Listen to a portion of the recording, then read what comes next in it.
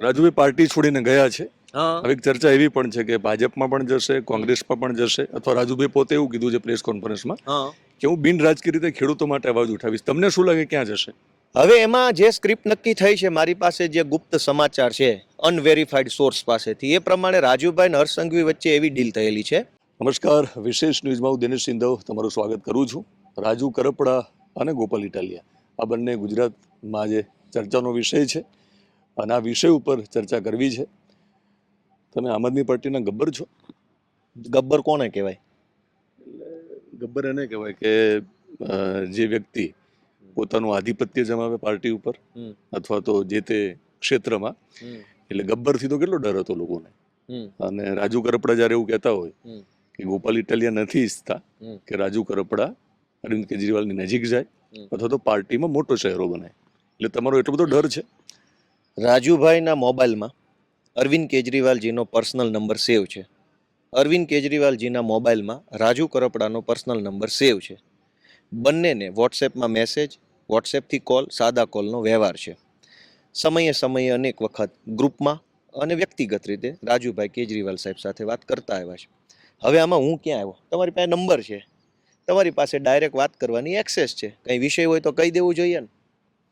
ગોપાલ ગબ્બર છે ને લબ્બર છે ને એવું બધું કરવાને બદલે નંબર છે ને આપણી પાસે. એમને ગબ્બર નથી કીધો તમને. હા, હું એક વ્યાખ્યા એવી કરું છું, હું જ્યારે સમજી એમને ગયો. રાજુ કરપડા એવું કહ્યું છે કે ગોપાલ ઇટાલિયા આમાં, કારણ કે રાજુ કરપડા જ્યારે રાજીનામું આપ્યું ને ગોપાલભાઈ, ત્યારે એક વાત વહેતી થઈ હતી મીડિયામાં અને સામાન્ય લોકોમાં કે ગોપાલ ઇટાલિયાના કારણે રાજીનામું આપે છે. ગોપાલ ઇટાલિયા એક હતું શાસન ચલાવે છે, હજુ ભલે શાસક પક્ષ તરીકે તમે ન બેઠા હોય. ગોપાલ ઇટાલિયા નથી ઈચ્છતા કે એમના સિવાય કોઈ મોટો ચહેરો બને. અને રાજુ કરપડાનો આ સ્પષ્ટ એમના વિશેની જે વાતો હતી ને, એમની રાજીનામું આપવા પાછળના કારણોની જે ચર્ચા હતી, એ ચર્ચાનું ખંડન ત્યારે થયું જ્યારે સમર્થન થયું, જ્યારે રાજુ કરપડાએ પ્રેસ કોન્ફરન્સમાં ખુદ કીધું કે આ ગોપાલ ઇટાલિયાએ સમર્થન નથી કર્યું, મને સપોર્ટ નથી કર્યું. દિનેશભાઈ, આખું ગુજરાત જાણે છે કે આમ આદમી પાર્ટી આગળ વધી તો એમાં કાર્યકર્તાઓનો તો રોલ ખૂબ મોટા પાયે છે જ, પણ નેતા તરીકે કોનો કોનો રોલ છે આખું ગુજરાત જાણે છે. એમાં રાજુભાઈ જે કેવું હોય તે કે બધાને ખબર છે કે ગોપાલભાઈ આમ આદમી પાર્ટીમાં લોહી પરસેવો રેડ્યો છે. અને ગોપાલભાઈ આમ આદમી પાર્ટીમાં આવ્યા પછી આજે જેટલા મોટા નેતાઓ છે પાર્ટીમાં, એ બધા નેતાઓનું આમ આદમી પાર્ટીમાં સ્વાગત મેં મારા હાથે જ કરેલું છે. ચાહે ઈશુદાનભાઈ, ચાહે પ્રવીણભાઈ, ચાહે રાજુભાઈ બોરખતરિયા, ચાહે તમે હાલમાં પાર્ટીમાં ના હોય એવા કોઈ પણ વ્યક્તિ લઈ લો, બધાનું સ્વાગત મારા હાથે થયેલું છે. હું આ પાર્ટીનો ડોર કીપર છું, ચોકીદાર, ગેટમેન. આ ગેટ ખોલવાનું કામ જ મારું છે, અંદર લેવાનું, અંદર જાય પછી બંધ કરી દેવાનું કામ જ મારું છે. હું કામ કોઈને બહાર જવા દઉં ભાઈ? મારું તો અંદર લેવાનું કામ છે. મેં કીધું હું ગેટમેન છું. તમે જોવો કોણ કોણ આ પાર્ટીમાં મારા હાથે નથી આવ્યું. જેટલાનું સ્વાગત થયું, યા તો હું અધ્યક્ષ હતો ત્યારે થયું, યા તો હું આવ્યા પછી થયું. તો મારા આમ આદમી પાર્ટીમાં આવ્યા પછી કાર્યકર્તાઓના માધ્યમથી અમે બધા એવડી મહેનત કરી કે પાર્ટી અવળી હતી એમાંથી અવળી બનાવી. અને ગુજરાતમાં કોણ નથી જાણતું? તમે કીધું કે ગુજરાતમાં કોણ નથી જાણતું કે ગોપાલ ઇટાલિયાની કેટલી મહેનત છે અને ગોપાલ ઇટાલિયા આમ આદમી પાર્ટીમાં કઈ સ્થિતિમાં છે, કઈ પોઝિશનમાં છે. તમે સાથે સાથે એવું પણ કહ્યું કે તમે જ ગેટકીપર છો, તમે જ એ દરવાજો ખોલો છો, અંદર લાવો છો અને પછી તમે બહાર નથી નીકળવા દેતા લોકોને. પણ રાજુ કરપડાનું એવું માનવું હતું કે ગોપાલ ઇટાલિયા બહાર નથી નીકળવા દેતા, પણ એમનાથી કોઈ આગળ ન જતું રહે ને એવું પણ કરે છે. દિનેશભાઈ, કોઈ પણ વ્યક્તિ આગળ કેવી રીતે જઈ શકે રાજનીતિમાં? આગળ જવા માટેનો રસ્તો છે જનતા. ગોપાલ ઇટાલિયા બુદ્ધિશાળી કઈ આજકાલનો નથી, પહેલેથી હતો. જનતાએ જ્યાં સુધી મને સપોર્ટ ન કર્યો, જનતાએ મત ન આપ્યા, જનતાએ આશીર્વાદ ન આપ્યા, ત્યાં સુધી અમારું કઈ ના ઉપજ્યું. નહીં, પાર્ટીમાં રાજુ કરપડા આગળ ન જાય એવું ગોપાલ ઇટાલિયા ઈચ્છે છે, એવું રાજુ કરપડાનો સ્પષ્ટ આક્ષેપ છે. ભલે એનો એ તો આક્ષેપ હવે શું છે કે જો એને જેલમાં નથી જવું, એ સ્પષ્ટ વાત છે, જેલનો ડર છે. અને હર્ષ સંઘવીએ એને સ્ક્રિપ્ટ આપી છે કે ભાઈ આ તારે બોલવાનું છે, એની ડીલ થયેલી છે, એટલે એને સ્ક્રિપ્ટના ભાગરૂપે આ બધું બોલવું જ પડે એમ છે. અને તમે જુઓ, મેં કાલે કીધું, કાલે મારી પ્રેસ કોન્ફરન્સ થઈ, રાજુભાઈની મેં વ્યક્તિગત કોઈ નેગેટિવ ટીકા ટિપ્પણી નથી કરી. મેં મારી પ્રેસ કોન્ફરન્સની શરૂઆતમાં સૌથી પહેલા એના યોગદાનનો આભાર વ્યક્ત કર્યો. એ કદાચ તમે જોયું હોય તો શરૂઆત એનાથી કરી કે રાજુભાઈ અમારી સાથે હતા ત્યારે જે યોગદાન આપ્યું એ બદલ એમનો આભાર. બીજો મુદ્દો કે એણે પાર્ટી છોડી એ વાતનું મેં દુઃખ વ્યક્ત કર્યું પ્રેસ કોન્ફરન્સમાં. અને ત્રીજું દુઃખ જે સૌથી મહત્વનું મને હજુ લાગે છે કે અમે રાજુભાઈને હંમેશા ગર્જના કરતા જોતા હતા. બાજુમાં સ્ટેજ ઉપર ઊભા હોય, બાજુમાં હોય, બોલતા હોય સભા, હંમેશા ગર્જના કરતા જોતા હતા. કાલ જે રાજકોટની પ્રેસ કોન્ફરન્સમાં બોલતા હતા ને એ શબ્દોમાં લાચારી દેખાઈ આવતી હતી, મજબૂરી દેખાઈ આવતી હતી, ડર દેખાઈ આવતો હતો. અને અમે એવા રાજુભાઈને ક્યારેય જોયા નહોતા ને કલ્પ્યા નહોતા. મને હજુ એ રાજુભાઈનો લાચારી ભર્યો ચહેરો જોઈને તો મને દુઃખ એ વાતનું લાગે છે કે આ કેવો સિંહ જેવો માણસ, કેવા હાકલા પડકારા, અને ક્યાં આ લાચારી ભર્યા હર્ષ સંઘવીએ આપેલી સ્ક્રિપ્ટના શબ્દો બોલે છે. મને તો પાર્ટી છોડી દીધી એ દુઃખ તો છે, એનાથી મોટું દુઃખ એ છે કે આવો મરદ માણસ હાવ આવી ભાષા બોલે, લાચારી ભરેલી, એ કેમ જોવાય ને કેમ સહેવાય? તો ગોપાલભાઈ, રાજુભાઈને પણ એક પોતાનું દુઃખ હતું જે એમને વ્યક્ત કર્યું પ્રેસ કોન્ફરન્સમાં. એમને એવું કહ્યું કે તમે ક્યાંય ઉભા જ ના રહ્યા. જ્યારે કિસાન મહાપંચાયતની વાત આવી ત્યારે તમે આગલા દિવસે રાત્રે મળો છો, એ પછી તમે સીધા સુરેન્દ્રનગરના સર્કિટ હાઉસમાં જ રાત્રિ રોકાણ કરો છો. તમે કહ્યું કે તમે રાજકોટ ગયા હતા. બીજું એમને એવું પણ કહ્યું કે જ્યારે એ જેલમાં ગયા એ પછી 4 વખત જ્યારે હિયરિંગ થાય છે ત્યારે ગેરહાજર વકીલ રહે છે એમના, તો તમે ક્યાં હતા ત્યારે? 3 મુદ્દા છે કે એક કે રાજુભાઈ એવું કહે છે કે ગોપાલ ઇટાલિયાએ સપોર્ટ ન આપ્યો. આખી પ્રેસ કોન્ફરન્સમાં આરોપ મારા વ્યક્તિગત ઉપર છે. એનો અર્થ એ થયો કે ઈશુદાને આપ્યો, સાગર રબારીએ આપ્યો, હેમંત ખવાએ આપ્યો, ચૈતર વસાવાએ આપ્યો, અરવિંદ કેજરીવાલે આપ્યો. એનો અર્થ તો એવો છે ને, એ બધા ઉપર એને ટીકા નથી કરી. તો મેં નથી આપ્યો, તો જેણે આપ્યો એનું માન સન્માન જાળવવાની જવાબદારી નહોતી? રાજુભાઈ એવું નથી કીધું કે કેજરીવાલે સપોર્ટ ના આપ્યો, એણે એવું નથી કીધું. નહીં, હવે તો તમારી બહુ સ્પષ્ટ કહું ગોપાલભાઈ, હવે તમારા અને રાજુ કરપડા વચ્ચેની આમને સામની લડાઈ છે. આમાં આમ આદમી કોઈ લડાઈ નથી. મારી આમને સામને લડાઈ માત્ર ભાજપ સામે છે. દુનિયામાં કોઈ ના. રાજુભાઈનો જે આક્ષેપ છે, તમે શું કર્યું એમને છોડાવવા માટે? અને 4 વખત એમના વકીલ એટલે કે તમારી જે ફોજ હોય આમ આદમી પાર્ટીની, તમે ચૈતર વસાવા માટે પણ દોડીને ગયા હતા. તો એ જ એગ્રેશન સાથે એમને 4 વખત ગેરહાજર વકીલ શા માટે રહે?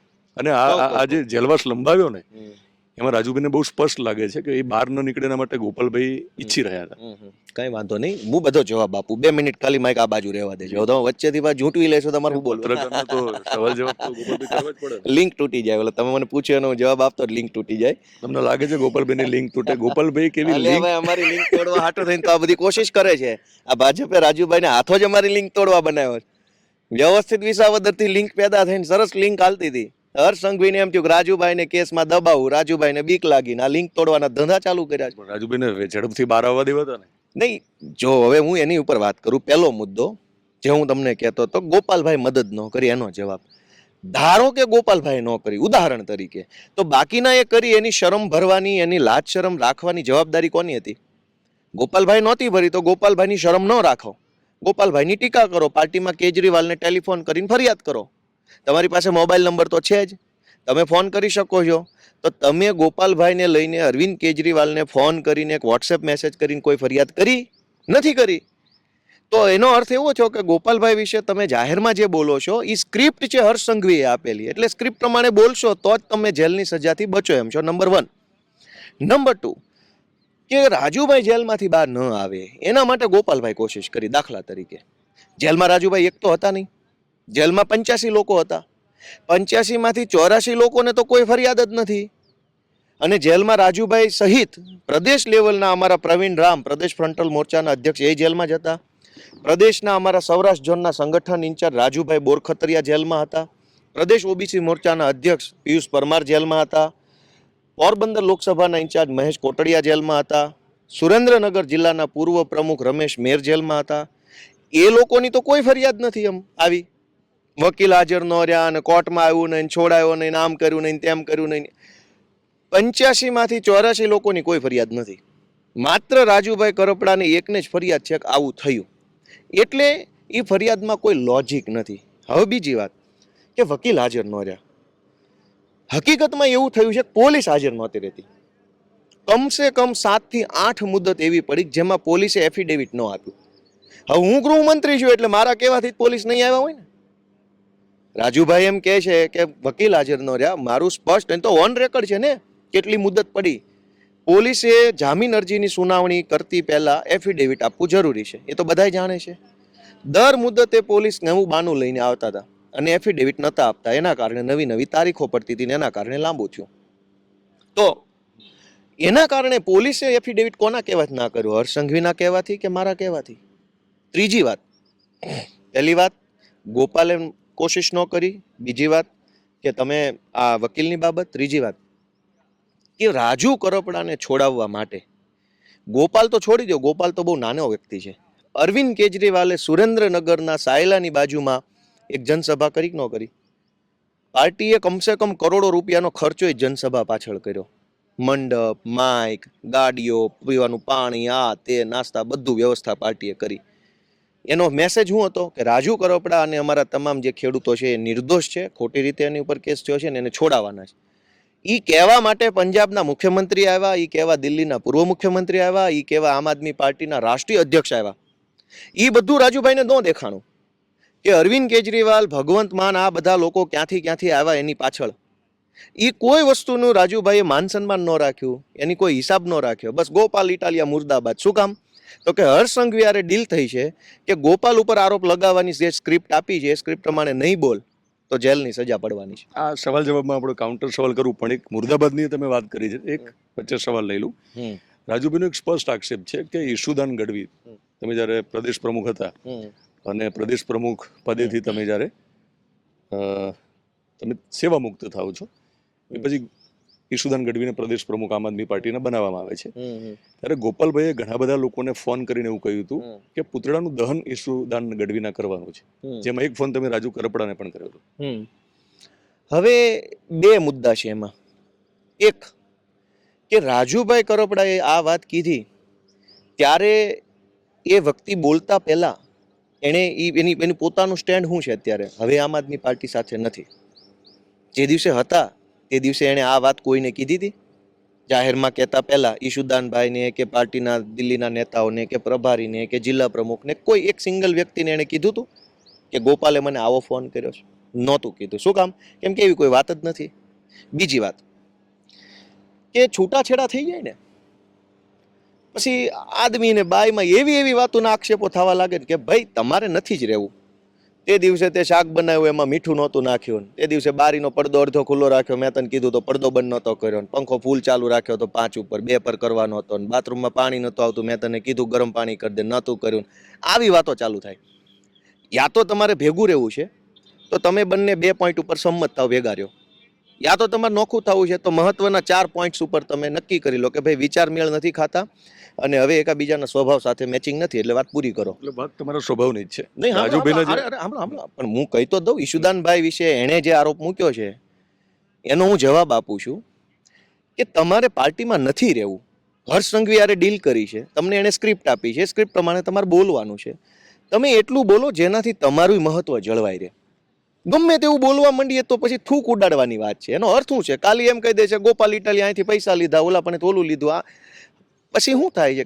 તમારે એટલું જ બોલવું જોઈએ જેટલું તમારું પોલિટિકલ કદ અને પદ હોય. જેમ ફાવે એમ બોલો. અત્યારે હું ગમે એવા આરોપ રાજુભાઈ વિશે બોલવા લાગુ કે અહીંયા આમ કરતા હતા ને અહીંયા તેમ કરતા હતા ને ઓલા પણ ઓલું, તો હું ખરાબ દેખાતો, સામેવાળો ખરાબ ન દેખાય. એટલે ઈશુદાનના પુતળા દહન માટે તમે ફોન કરેલા? શું કામ પણ પૂતળું દહન કરવું પડે? તમે હજુ એ પરિસ્થિતિ સમજો. ઈશુદાનભાઈ અધ્યક્ષ ક્યારે બન્યા? આમ આદમી પાર્ટીના પ્રમુખ ક્યારે બન્યા? 2022ની વિધાનસભાની ચૂંટણી પછી. 2022 પહેલા હું પ્રમુખ હતો અને આમ આદમી પાર્ટીનો જબરજસ્ત માહોલ હતો. એવું લાગતું હતું કે ભાઈ કાંઈક સીટો આવશે, જે ન આવી. એના પછી પાર્ટીમાં જબરજસ્ત હતાશા આવી. 2022ની ચૂંટણી પછી ખૂબ હતાશા આવી. તો તમે જુઓ છો, ચર્ચા એવી થવા લાગી કે ભાઈ હવે આમ આદમી પાર્ટી નહીં હાલે, પૂરું થઈ જશે. ઉપરથી ઉપર વિસાવદરમાં ભૂપતભાઈએ તે પણ પાર્ટી છોડી દીધી. એટલે બધો ખરાબ સમય ચાલતો હતો, અત્યંત ખરાબ સમય ચાલતો હતો. પાર્ટીનો માહોલ નીચો બેસી ગયો હતો, કાર્યકર્તાનું મનોબળ તૂટી ગયું હતું, ભાજપ અને કોંગ્રેસ બંને અમારી ટીકા કરતા હતા, એવો ખરાબ માહોલ હતો. હવે એ સમયે દિનેશભાઈ પ્રમુખ બને, રમેશભાઈ બને, છગનભાઈ બને, એની પરવા કોને હોય? એ તો નબળો પરિચય, નબળો પીરિયડ હતો. સરકાર બની ગઈ હોય ને તો દિનેશભાઈને એક વખત એમ થાય કે માઇક મૂકીને આમ આદમી પાર્ટીના પ્રમુખ બની જાય. શું કામ? કેમ કે સરકારવાળી પાર્ટી છે. પણ જ્યાં બધું જ બરબાદ થઈ ગયું છે એવું લાગતું હોય, માહોલ ડાઉન થઈ ગયો હોય, પરિસ્થિતિ અત્યંત ખરાબ હોય, એવા સમયે મને હટાવીને કે ઈશુદાનભાઈને હટાવીને કે કોઈને લાવીને કોઈને મૂકે તો એમાં ક્યાં પૂતળા જ બાળવા પડે એમ છે? અમારા પૂતળા 22માં જ બળી ગયા બધાના. ચૂંટણીમાં પછી નવા પૂતળા હું બાળવાના, પછી તો જીવ બાળવાનો હતો. એટલે રાજુભાઈએ આ વાત જે કરીને દિનેશભાઈ, એ એની મેચ્યોરિટીનો અભાવ બતાવે છે. બોલવા બેસીએ ને તો એની ને મારી પાસે એવું ઘણું હોય, હારે રહ્યા હોય તો 70 વસ્તુ બની હોય. એમને એવું પણ કીધું છે કે મારી પાસે એટલું બધું છે ને કે તમે બોલાવશો નહીં ગોપાલભાઈ. ના પણ બોલી ઘણું બધું બહાર આવશે. ભાઈ બોલી નાખો ને, જેટલું તમને હર્ષ સંઘવી તમારી સ્ક્રિપ્ટ મંજૂર કરે એટલું બોલી નાખો. તમારે તો જેલની સજાથી બચવાનું છે. અમારી શું કામ ચિંતા કરો છો ભાઈ તમે? અમારી ઉપર એવું અહેસાન શું કામ કરો છો? તમારી પાસે 100 વાતો છે તો 100 બોલો, 200 હોય તો 200 બોલો. એવો રહેમ ક્યાં કરવાની જરૂર છે? તમે ઓલરેડી એક ટોપલો કીચડ ઉછાળ્યું છે તો 10 ઉછાળો. તમે એમ કહો છો અમે એક જ ટોપલો કીચડ ઉછાળ્યું છે, હજુ મારી પાસે 10 ટોપલા પડ્યા છે. આ કેવી વાત છે ભાઈ? કીચડ જ ઉછાળવા નીકળ્યા છો તો તમારામાં હોય એટલું ઉછાળી નાખો. તમે તો કીધું તમે તમારામાં કેટલી મેચ્યોરિટી છે ને કેટલો તમારા અંદર પરિપક્વતા છે ગામને ખબર પડી જાય. મારી પાસે બહુ બધું બોલવાનું છે પણ બોલાવશો નહીં. અરે ભાઈ બોલી નાખો ને, હવે શું બાકી રાખ્યું છે? તમે કીધું કે તમારી પાસે પણ ઘણું બધું એમના માટે બોલવા જેવું છે. તમે બોલી નાખો ને તમારે. ન બોલાય ને, એ પરિપક્વતાનો અભાવ છે દિનેશભાઈ. ન બોલાય, તમારા લેવલ પ્રમાણેની વાત બોલાય. હું અને રાજુભાઈ કોઈ હોટલમાં જમવા બેસ્યા હોય ત્યાં જે ઘટના બની હોય એ હવે કહેવાની મારે? કોઈ પાર્ટીના કાર્યક્રમમાં ગયા હોય અને સ્ટેજ ઉપર જે બન્યું હોય એ હવે કહેવાનું મારે? દાખલા તરીકેની વાત છે, આવું કઈ છે નહીં પણ હોય દાખલા. તારો કોઈ કાર્યક્રમમાં ઈ કે હું મોડાક વહેલા પહોંચ્યા ને કાંઈ બન્યું હોય બોલાચાલી, એ બધું હવે કહેવાનું? તો એમાં મારી પરિપક્વતા ક્યાં આવી? એવી બધી વાતો થોડી કહેવાની હોય. મોટી લાર્જર પોલિટિકલ લાઈન ઉપર ચર્ચા કરી શકાય, મેઇન મુદ્દા ઉપર, ટોપ 5 મુદ્દા કે ટોપ 3 મુદ્દા ઉપર જ કે ભાઈ આમ છે એટલે આમ છે. ઓકે, પછી તમે આખો કબાટ ખોલો તો એમાં તો ઘણું નીકળે. ફરી પાછા આવીએ. એમનો જે પહેલો આક્ષેપ હતો કે તમે જ્યારે સંઘર્ષ થયો પોલીસ અને આમ આદમી પાર્ટીના, એટલે ખેડૂતો અને આમ આદમી પાર્ટીના કાર્યકરો પણ હતા, ત્યારે તમે કેમ નતા ગયા ત્યાં? અરે એ તો એ પોતે જાણે છે, એને પોતાને ખબર છે. હળદરની ઘટના બની 12 તારીખે 12 ઓક્ટોબરે બપોર પછી સાંજના સમયે 4 વાગ્યા કે 5 વાગ્યા આસપાસ, જે ઓલરેડી નક્કી થયેલો કાર્યક્રમ હતો રાજુભાઈ તરફથી કે ભાઈ હળદર જવાનું છે અને કિસાન મહાપંચાયત કરવાની છે. એમને કીધું ને કે મેં તો ગોપાલભાઈને આગ્રહ રાખ્યો કે તમે પણ આવો, એમ ફોન પણ કર્યો હતો. ફોન નહીં, અમે ભેગા બેઠા હતા. ફોન ની તો વાત પછી સવારમાં નહીં, સવારમાં નહીં, સાંજે મોડી રાત સુધી ભેગા બેઠા હતા. સાંભળો તો 14મી તારીખે 12મી તારીખે નહીં, સાંભળો તો ખરા. 12 તારીખે હળદરની ઘટના બની. 11 તારીખે હું વિસાવદર હતો, સાંજના 6 વાગ્યા આસપાસ, 5:30 6 એક્ઝેક્ટ ટાઈમ યાદ નથી, હું જોઈને કહી શકીશ. 11 તારીખે વિસાવદર હતો. રાજુભાઈનો મને ફોન આવ્યો કે હળદરની અંદર જે કિસાન મહાપંચાયત છે એના અનુસંધાનમાં સુરેન્દ્રનગરના રતનપર ખાતે એક જાહેર સભા રાખી છે અને તમારે આવવાનું છે. મેં કીધું સારું, કંઈ વાંધો નહીં. એટલે હું ફટાફટ ભાગ્યો અને જબરજસ્ત સ્પીડથી ગાડી લઈ રાતના 8:30 9 વાગ્યા સુધીમાં સુરેન્દ્રનગર પહોંચ્યો. 11 તારીખે રાત્રે 11 તારીખની રાત્રે 2 વાગ્યા સુધી હું અને રાજુભાઈ બંને સાથે બેઠા હતા એના પોતાના ઘરે જ. ખૂબ વાતો ચર્ચા કરી. જ્યાં એમને ખબર હતી કે હું કાલે હળદરના કાર્યક્રમમાં નથી આવવાનો. શું કામ નથી આવવાનો? તો કે રાજકોટની અંદર આમ આદમી પાર્ટીની 12 તારીખે રાત્રે 8 વાગે સભા જાહેર થઈ ચૂકી છે. પાર્ટીના કાર્યકર્તાઓએ ઘરના પૈસા ખર્ચીને આખા રાજકોટમાં હોર્ડિંગ્સ મરાયા હતા, પત્રિકાઓ વેચી દીધી હતી, સ્ટેજનું બુકિંગ થઈ ગયું હતું, માઇક મંડપ આ તે બધી વસ્તુના બુકિંગના પૈસા અપાઈ ગયા હતા અને 1 મહિનાથી આ અમારી તૈયારી ચાલતી હતી. હજારો લાખો રૂપિયાનો ખર્ચો થઈ ચૂક્યો હતો. હવે સભા કેન્સલ કરી શકાય એવી કોઈ કન્ડિશન હતી નહીં. એટલે રાજુભાઈને મને બંનેને ખબર હતી, કેજરીવાલ સાહેબની ખબર હતી, આખી પાર્ટીને ખબર હતી કે રાજુ કરપડા હળદર જશે 12 તારીખે, ગોપાલ ઇટાલિયા 12 તારીખે રાજકોટની સભામાં જશે, એ નક્કી હતું. એટલે રાત્રે 2 વાગ્યા સુધી અમે બંને એના ઘરે બેઠા હતા. છેલ્લે છૂટા પડ્યા અને રાજકોટ હળદર જવા માટે નીકળ્યા કોઈ ગુપ્ત રીતે અને મેં એને આવજો અને શુભેચ્છા આપી. એને મને શુભેચ્છા આપી. હું મારા કામે નીકળી ગયો. એને ખબર જ છે હું નથી આવવાનો, કેમ કે હું રાજકોટ જવાનો છું. રાજકોટની સભા તો જગ જાહેર થઈ છે અને રાજકોટની સભા થઈ ત્યારે રાતના 8 વાગ્યા હતા. એ પહેલા હળદરની ઘટના બની ચૂકી હતી. તો તમે રાજકોટની સભાનું મારું ભાષણ જોશો તો એ ભાષણમાં રાજુભાઈનો હળદરનો ઉલ્લેખ છે કે આજે આવું બન્યું. બીજી વખત 13 તારીખની વાત કરું કે 12 તારીખે હળદર બની ગયું, 12 તારીખે રાજકોટની સભા. 13 તારીખથી લઈ અને 17 તારીખ સુધી સળંગ મારી યુનિવર્સિટીની પરીક્ષા હતી, જે મારે પાર્ટીમાં સેન્ટ્રલ લીડરશિપ આરે અગાઉ ચર્ચા થઈ ગઈ. કેમ કે યુનિવર્સિટીની પરીક્ષા અચાનક ન આવે, 15 દિવસ 20 દિવસ અગાઉ એનું સ્કેડ્યુલ બહાર પડે. શાની પરીક્ષા આપી તમે? મેં માસ્ટર ડિગ્રીની પરીક્ષા આપી, કાયદામાં માસ્ટર ડિગ્રી કરું છું હું અને એનું છેલ્લું સેમેસ્ટર હતું. તો 13 તારીખે મારું પહેલું પેપર હતું સવારે 10:30. ઉનામાં મારું સેન્ટર આવ્યું હતું, વેરાવળ સોમનાથની બાજુ ઉના. તો હું રાજકોટની સભા પતાવીને રાજકોટથી આખી રાત ટ્રાવેલિંગ કરી સવારે ઉના પહોંચી ગયેલો અને 13 તારીખે સવારથી મેં પરીક્ષા જોઈન કરી લીધેલી. 13 14 15 16 17 સળંગ મારી પરીક્ષા ચાલતી હતી. અને બધાને પાર્ટીમાં ખબર હતી કે હું પરીક્ષા દેવા જવાનો છું, એટલે 5 દિવસ પાર્ટીના કોઈ કાર્યક્રમમાં નહીં આવું. જેવી મારી પરીક્ષા 17 તારીખે પતી, એટલે વેરી નેક્સ્ટ ડે રાજુભાઈને અને પ્રવીણભાઈને ને એ બધાને બોટાદની સેશન્સ કોર્ટમાં રજૂ કર્યા ત્યારે હું પાછો ત્યાં હાજર હતો. હવે છે ને ગોપાલભાઈ, એક સવાલ એ કે તમે કાયદાના માસ્ટર બનવા માટે પરીક્ષા આપતા હતા, એ સમયગાળા દરમિયાન તમે ત્યાં નહીં જઈ શક્યા. હવે રાજુભાઈનો આક્ષેપ છે, તમે કીધું કે પોલીસ ગેરહાજર રહેતી હતી, જે ઓન રેકોર્ડ હશે, ઓનલાઈન જોઈ શકાય છે. તો રાજુભાઈએ પણ એવું કીધું છે કાલે મીડિયાને કે તમે ઓનલાઈન જોઈ શકશો કે 4 વખત વકીલ ગેરહાજર રહે છે, અને મને જે જામીન મળે છે એની બહુ મોડી ખબર પડે છે. તો એક કાયદાના તમે તો હવે અભ્યાસ કર્યો જ છે, તો મારે સમજવું છે. ચાલો ભલે આક્ષેપ તમારા ઉપર મૂકે છે, એનો જવાબ તો તમે આપી દીધો, પણ શા માટે મોડું થયું મારે સમજવું છે. અને જો પોલીસ ગેરહાજર રહી હોય તો સામે આમ આદમી પાર્ટી તરફથી જે લીગલ ટીમ હોય તો રાજુભાઈના જે વકીલ તમે આપ્યા હશે, તો વકીલો પણ 4 વખત કેમ હાજર રહ્યા? નહીં, એ વાત જ રાજુભાઈની હાવ ખોટી છે. વકીલ હાજર રહ્યા હતા? બિલકુલ 1000%. નો હાજર એવું બને જ નહીં. એ તો લીગલી પોસિબલ નથી. કેવી રીતે નો હાજર રહે વકીલ? અને મુદ્દો એ નથી, રાજુભાઈ પ્રવીણભાઈ બધા એક જ કેસના આરોપી છે, તો એવું કેવી રીતે બન્યું કે રાજુભાઈમાં હાજર નહોતા અને પ્રવીણરામમાં હાજર હતા? તમે એટલું લોજિક તો વિચારો. એક જ કેસના આરોપી છે, અલગ અલગ આરોપી નથી, અલગ અલગ જેલમાં નથી, અલગ અલગ મુદ્દો નથી. તો પ્રવીણભાઈના કેસમાં વકીલ હતો અને રાજુભાઈમાં નહોતો, એ કેવી રીતે શક્ય છે? એક જ જામીન અરજી મૂકેલી છે, એક જ જામીન. બધાને એક દિવસે જામીન શું કામ મળ્યા? એક જ દિવસે જામીન મળ્યા. કોને કોને મળ્યા? રાજુ કરપડા, પ્રવીણ રામ અને જે કાંઈ અન્ય મિત્રો છે એને એક જ દિવસે જામીન મળ્યા. રમેશભાઈ મેરને એક જ દિવસે મળવાનું કારણ શું? એક જ અરજી મૂકેલી હશે, એક જ અરજીમાં 5 લોકોના નામ લખ્યા હતા કે આ રાજુ, પ્રવીણ, રમેશ આટલા લોકોને જામીન આપવા વિનંતી.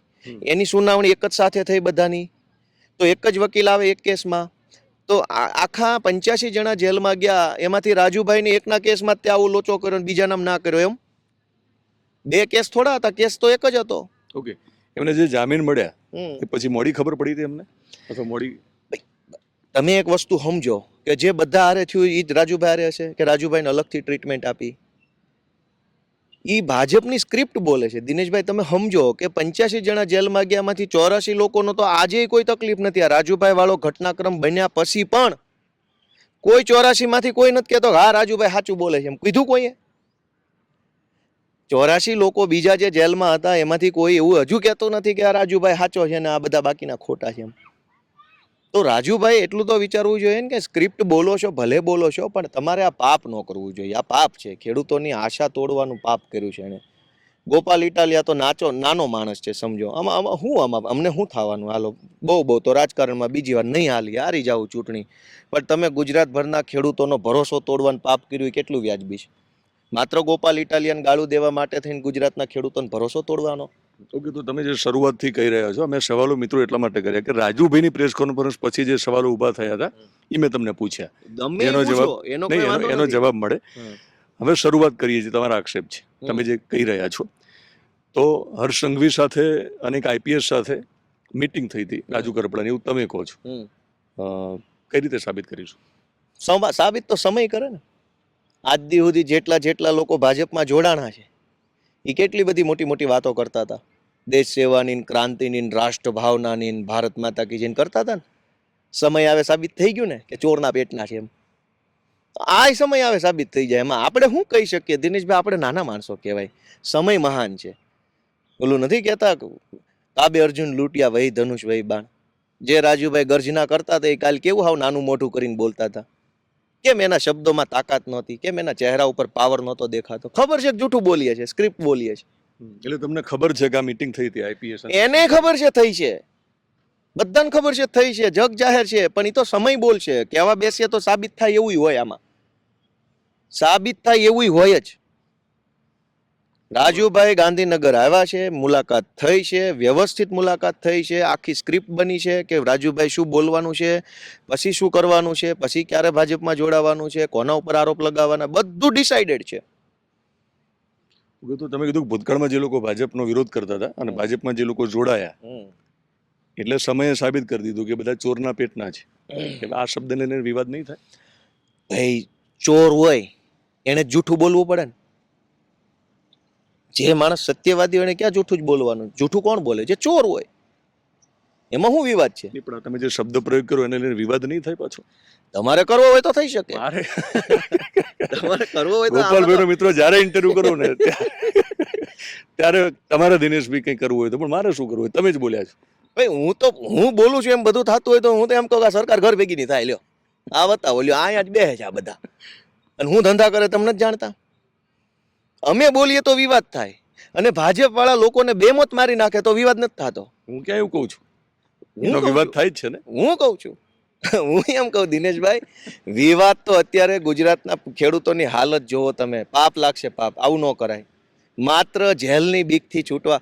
આપણા દેશના આઝાદીના મહાપુરુષો જોવો, જેલમાં જિંદગી કાપી નાખી પણ અંગ્રેજોની શરણે ન થયા. એ દેશના આપણે વારસદારો છીએ, અને બે મામૂલી કેસમાં જેલની બીકે તમે ગુજરાતના ખેડૂતોનો ભરોસો તોડો. એ પાપ નથી? ગોપાલ ઇટાલિયા તો કાંઈ નહીં કરી શકે, નાનો માણસ છે, પણ આ ખેડૂતના દિનેશભાઈ નિહાકા લાગ્યા છે ને, એ બહુ પાપ લાગશે. આ હું કહી દઉં, બહુ પાપ. ખેડૂતો ઉઘાડ પગા છે, એ પોતે જાણે છે. અનેક હજારો હેક્ટર જમીનમાં પાણી નથી આવ્યું સિંચાઈનું. ખેડૂતો પાસે, કોકની પાસે જમીન નથી. જેની પાસે જમીન છે એની પાસે ખેતી કરવા માટેના પૈસા નથી.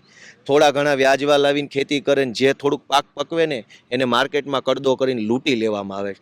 આવા ખેડૂતોના નિહાકા રાજુભાઈ ન લેવા જોઈએ. ગોપાલ કાંઈ નહીં કરી શકે, પણ 1000 હાથવાળો બેઠો છે, ખેડૂતનો નિહાકો લાગશે ને તો ભાજપ આખી પાર્ટી સુખી નહીં થાય. અને એક નિહાકો તો લાગ્યો ને વિસાવદરથી. વિસાવદરના ખેડૂતોનો નિહાકા લેવાનું કામ, નિસાસા, નિહાપા જે શબ્દ વાપરો તે લીધા ને ભાજપે. શું પરિણામ આવ્યું આજે? અને હવે રાજુભાઈ નિસાસા લીધા છે. આવું ન કરવું જોઈએ. મારી હારે કાંઈ તકલીફ હોય તો મારી હારે બેસીને કાંઈ પણ ચર્ચા કરી લેવી જોઈએ. કેજરીવાલને કહેવું જોઈએ, ઈસુદાનભાઈને ધ્યાન દોરવું જોઈએ. ખેડૂતના નિસાસા શું કામ લો છો? ખાલી જેલમાં જવાની બીક લાગે છે એટલે? અને જેલમાં તો ગાંધીજી રહ્યા, સરદાર પટેલ રહ્યા, બાબા સાહેબ આંબેડકર. જેલમાં કોણ નથી રહ્યું? પણ ગોપાલભાઈ, રાજુ કરપડા તો આક્રમક નેતા. કાલ હતા? અને ભૂતકાળમાં પણ મને લાગે કાલ તો રાજકોટમાં જૂનો લાગ્યા જૂનો આક્રમક? કેસ છે ને, આ જૂનો છે. તો કયો ડર હશે? ડર જેલમાં જવાનો. જેલમાં નથી જવું. હવે સજા થાય ને જેલમાં રહીશ તો પછી શું થાય? કયા કેસમાં? એમની ઉપર ટોટલ અલગ અલગ 4 કેસો છે. એમાંથી 3 કેસો એમના પારિવારિક કેસો છે. એક કેસ છે એ આમ આદમી પાર્ટીમાં હતા ત્યારનો કેસ છે. એ તો સામાન્ય કેસ છે. થાન નગરપાલિકાનો કેસ છે, તાલુકા પંચાયત કે નગરપાલિકા ખબર નહીં. એમાંથી 3 કેસ પારિવારિક છે. પરિવારમાં કાંઈ ખબર નહીં શું થયું હોય જે તે વખતે. એમાં 2 307ના કેસ છે, એક 326નો કેસ છે. 326ના કેસમાં એમને સજા ઓલરેડી 5 વર્ષની પડી ચૂકી છે. અને 307ના જે અલગ અલગ 2 કેસ છે એ બંને ફાઇનલ હિયરિંગ ઉપર ગઈકાલે હતા, 12મી ફેબ્રુઆરી હતા. હવે એ કેસમાં સજા ન થાય, જેલમાં ન જવું પડે, એટલે રાજુભાઈએ ગુજરાતના ખેડૂતોના નિહાકા લેવાનું કામ કર્યું કે ભલે નિહાકા લાગો એટલે લાગે, જેલમાં નથી જવું. જેલમાં જવું પડ્યું હોત તો તમે કાયદાના નિષ્ણાત છો, વકીલ છો, કેટલો સમય જવું પડે? ના જવું પડે યાર, તો કેમ- અપીલ થાય ને. તો કેમ ડરી ગયા રાજુ? ઈ એને પૂછવાનું ડર કેમ લાગે છે? ભાઈ અપીલ થાય, સેશન્સ કોર્ટમાંથી સજા પડે તો એની હાઈકોર્ટમાં અપીલ થાય, હાઈકોર્ટ અપીલ ન માન્ય રાખે તો સુપ્રીમ કોર્ટમાં અપીલ થાય. હજુ તો એમનામ કેટલોય લાંબો સમય હતો એમની પાસે. અમે સમજાવ્યા એમને કે રાજુભાઈ ડરવાનું ન હોય, આમાં અપીલ થશે, અપીલ હાલશે, પછી સુપ્રીમ કોર્ટની અપીલ હાલશે. ત્યાં સુધીમાં 27ની ચૂંટણીમાં કદાચ આપણી પાર્ટી આગળ વધશે તો જે કાંઈ ખોટા કેસો છે એનો સરકાર નિર્ણય કરશે. અમે સમજાવ્યા એમને ક્યારે સમજાવ્યા હતા? અનેક વખત. છેલ્લે ક્યારે રાજુભાઈ સારા વાત? છેલ્લે તો એને જ્યારે ઓલી 5 વર્ષની સજા પડી ને ત્યારે જ એ જરાક મારે ફોન ઉપર વાત થયેલી કે અરે યાર સજા પડી ગઈ, આમ છે તેમ છે. મેં કાંઈ વાંધો રાજુભાઈ, આપણે અપીલ કરશું અને તમે મને બધું કહો કઈ રીતનું શું હતું, આખી વાત કરો એટલે આપણે આગળ વધીએ એમ. પછી એણે કાંઈ આખી મને ફાઇલ મોકલી નહીં, કીધું નહીં. પણ એ પછી એ સતત ડરમાં રહેતા હતા કે ભાઈ હવે મને સજા થઈ જશે તો જેલમાં જઈશ, જેલ. એક જ વસ્તુનું કારણ. એટલે તમારી દ્રષ્ટિએ જેલ ન થાત, અપીલમાં ગયા હોત એ તો પણ કાયદો છે ને ભારતનો, સંવિધાન બનેલું છે. રાજુભાઈ એક તો રાજુભાઈ તો યાર આટલો મોટો જૂનો, એટલે ટૂંકમાં આમ તો ખેડૂતો માટે લડનારો, મને લાગે આમ આદમી પાર્ટીમાં ભલે હમણાં આવ્યા પણ આમ જાણીતો ચહેરો છે, એને એટલી ખબર નહીં હોય? ખબર ઘણી વખત હોય, પણ એક વખત ડર જ્યારે માણસને લાગી જાય ને પછી દુનિયામાં એની કોઈ દવા નથી. ડરની દવા નથી હજુ શોધાણી, અને એક વેમની દવા નથી. આ 2 વસ્તુનો હજુ આખી દુનિયામાં ક્યાંય છે નહીં, મેળ નથી પડ્યો. અમે એને સમજાવ્યા કે અમારી ઉપર કેસ છે, ચૈતરભાઈ ઉપર કેસ છે. કેસ ક્યાં નથી? રાજકારણમાં હોય એની ઉપર કેસ તો હોવાના જ. પણ જેલની સજાથી બીવાન થોડું હોય ને, સજા થાય, સજા ભોગવવાની થોડી છે, અપીલ થાય. આ દેશમાં સેશન્સ કોર્ટમાં જેટલી સજાઓ થાય છે એ બધાની હાઈકોર્ટમાં અપીલ થાય જ છે. અને અપીલમાં નિર્ણય આવે, માનો કે અપીલમાં 15 દિવસ, મહિનો, 1.5 મહિનો, 2 મહિનો, જેવો કેસ, જેવો માણસ, જેવી મેટર, એ પ્રમાણે વચગાળે તમારે મહિનો, 1.5, 2 મહિના જેલમાં રહેવું પડતું હોય.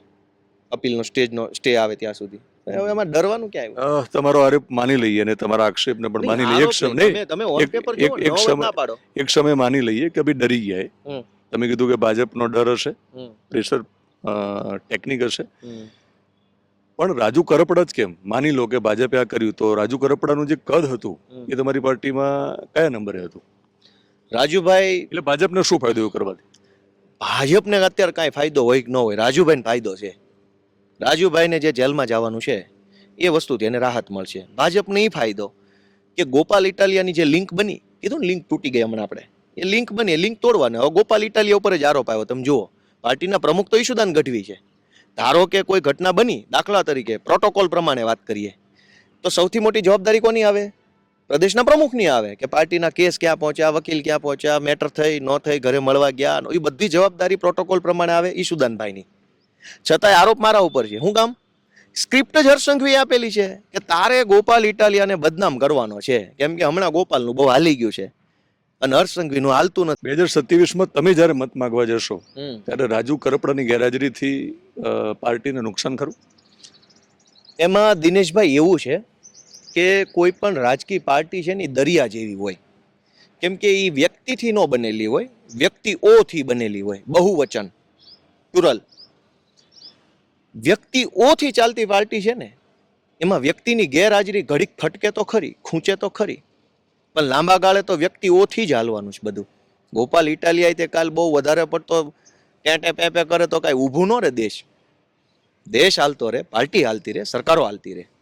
એટલે રાજુભાઈ આજે ગયા છે તો એ દુઃખનો વિષય છે જ, એમાં હું કાંઈ ખુશ નથી થયો. પણ રાજુભાઈની ગેરહાજરીથી બધી આખી દુનિયા ઊભી રહી જાય છે એવું ન હોય, કેમ કે પાર્ટી વ્યક્તિઓથી બનેલી છે અને હજારો વ્યક્તિઓનો પ્રેમ, લાગણી, લોકોના આશીર્વાદ જ્યારે આમ આદમી પાર્ટીને મળ્યા ત્યારે જ તો આમ આદમી પાર્ટી ગુજરાતમાં સફળ થઈ. એ મારા તમારા મહાન, આપણે બે મહાન છીએ એટલે પાર્ટી હાલવા માંડે છે. પાર્ટી તો લોકો બટન દબાવે તો હાલે. રાજુભાઈ પાર્ટી છોડીને ગયા છે. હા. હવે એક ચર્ચા એવી પણ છે કે ભાજપમાં પણ જશે, કોંગ્રેસમાં પણ જશે, અથવા રાજુભાઈ પોતે એવું કીધું છે પ્રેસ કોન્ફરન્સમાં કે હું બિન રાજકીય રીતે ખેડૂતો માટે અવાજ ઉઠાવીશ. તમને શું લાગે ક્યાં જશે?